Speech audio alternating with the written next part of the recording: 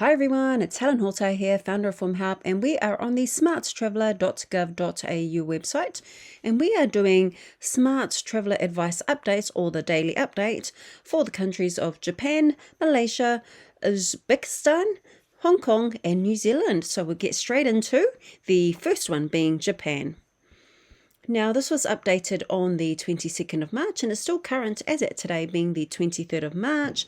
And it reads, Japan has lifted its COVID-19 preventative non-emergency measures. There's still widespread community transmission of COVID-19.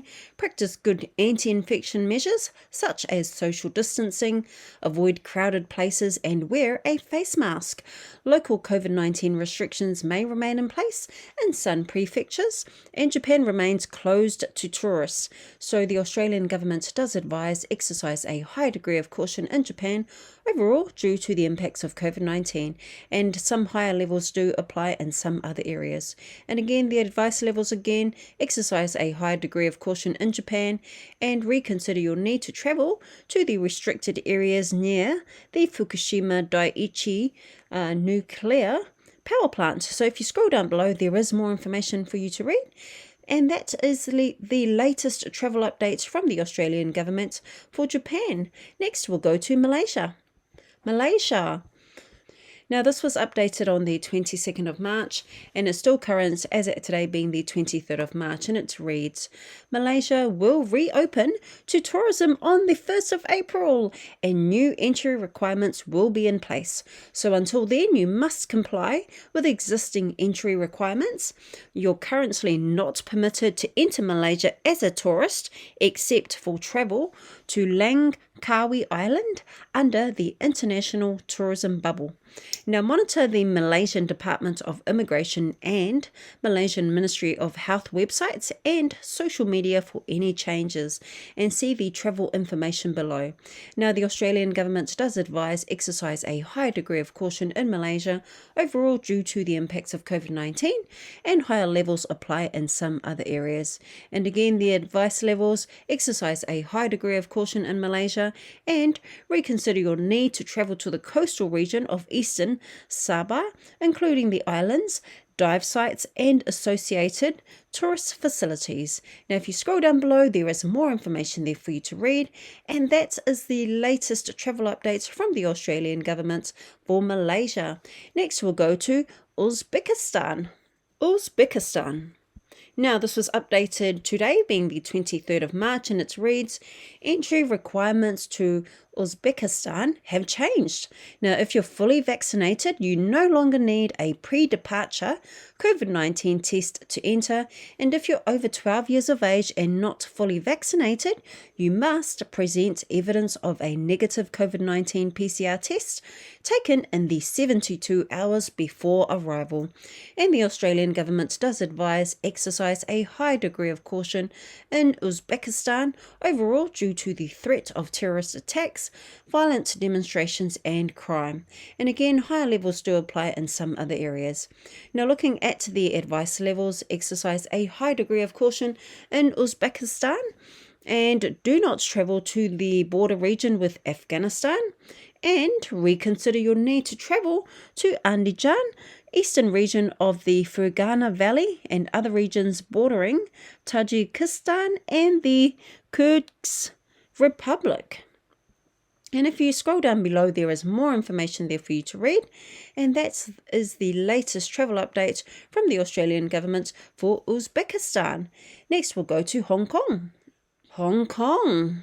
Now, this was updated on the 23rd of March, and it reads, from the 1st of April, the flight ban from high-risk places, including Australia, will be lifted for Hong Kong residents only. Now, if you're travelling to Hong Kong from outside mainland China, Taiwan and Macau, you'll need to present a valid negative COVID-19 nucleic acid test issued in the 48 hours before boarding a flight. You'll undergo an additional COVID-19 test on arrival, and if you test negative, you can proceed to the designated quarantine hotel Length of quarantine depends on your vaccination status, and you'll also need to take multiple COVID-19 tests in quarantine. And for further details, see the travel section below. Dual citizenship is no longer recognised in Hong Kong Special Administrative Region following the application of the nationality law of the People's Republic of China. So see the local laws information below. So as previously advised, Hong Kong's national security law could be interpreted broadly and you could break the law without intending to. So if you're concerned about the new law, reconsider your need to remain in Hong Kong and see the local laws section below. And the Australian government does advise exercise a high degree of caution in Hong Kong due to the impacts of COVID-19. And again, advice levels exercise a high degree of caution in Hong Kong. Now, if you scroll down below, there is more information there for you to read. And that is the latest travel update from the Australian government for Hong Kong. And lastly, we go to New Zealand.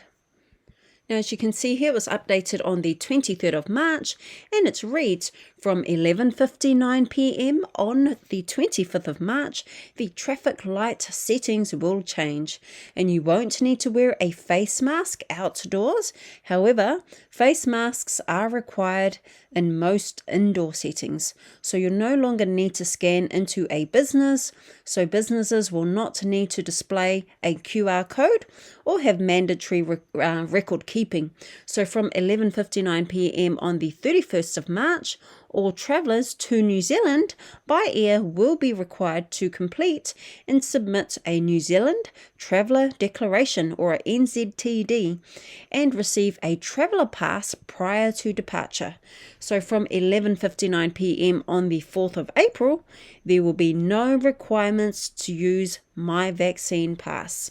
And the Australian government does advise exercise a high degree of caution in New Zealand due to the impacts of COVID-19. And again, advice levels exercise a high degree of caution. Now, if you scroll down below, there is more information there for you to read. And that is the latest travel updates from the Australian government for New Zealand. And that concludes our daily update, or the daily updates from the Smart Traveller website.